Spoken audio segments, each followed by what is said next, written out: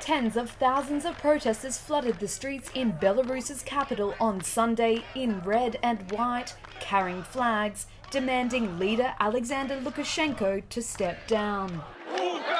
They defied a warning that they could face the military, who were stationed around World War II memorials.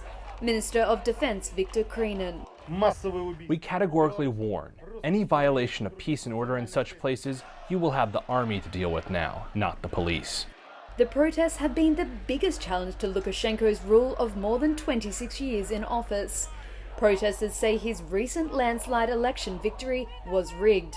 Maria Kolesnikova, one of the opposition, addressed the demonstrators. Our resistance is a marathon. The regime cannot deal with this marathon. We should all write, go out, stand up, complain, be uncooperative, boycott, not agree, and keep up.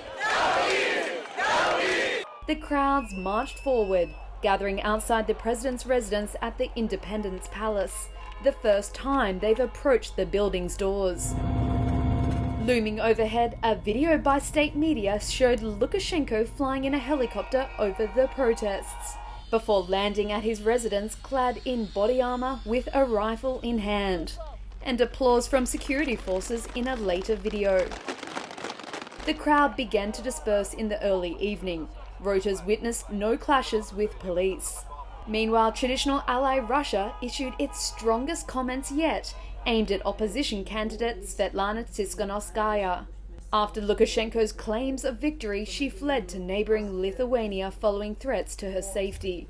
Foreign Minister Sergei Lavrov described her political agenda as destabilizing and creating disunity by generating anti-Russian sentiment.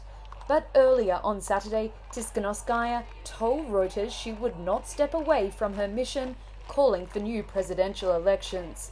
She said she would like to see Belarus maintain close relations with Russia, but that Belarus should remain independent.